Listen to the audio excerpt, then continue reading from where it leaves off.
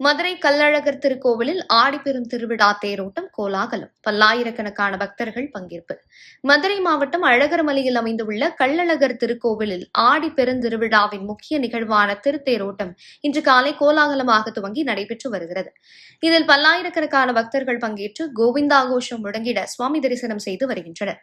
108 திவ்ய தேசங்களில் ஒன்றானதும் ஆழ்வார்களால் மங்களாசாசனம் செய்யப்பட்ட திருத்தலமுமான மதுரை கள்ளழகர் திருக்கோவிலில் ஆடிப்பெரும் திருவிழா கடந்த 21ஆம் தேதி கொடியேற்றத்துடன் துவங்கியது.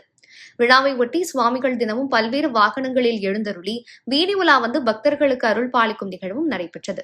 இந்நிலையில் விழாவின் சிகர நிகழ்ச்சியாக இன்று ஆடி பௌர்ணமி தேரோட்ட விழா பக்தர்களின் கோவிந்தா கோஷங்களிடையே கோலாகலமாக நடைபெற்று வருகிறது. முன்னதாக அதிகாலையில் கோவிலிலிருந்து அருள்மிகு கள்ளழகர் தனது பரிவாரங்களுடன் புறப்பட்டு திருத்தேரில் எழுந்தருளினார். இதனைத் தொடர்ந்து நடைபெற்ற சிறப்பு பூஜைகளை அடுத்து பக்தர்கள் கோவிந்தா கோஷம் முழங்கிட தேரை வடம் பிடித்து எடுக்க திருத்தேரோட்டம் கோலாகலமாக நடைபெற்று வருகிறது. விழாவின் தொடர்ச்சியாக இன்று மாலை கோவில் வளாகத்தில் உள்ள 18ஆம் படி கருப்பசாமி கோவில் கதவுகள் திறக்கப்பட்டு படிப்பூஜையும் தீபாராதனையும் சந்தனம் சாத்துதலும் நடைபெறுகிறது.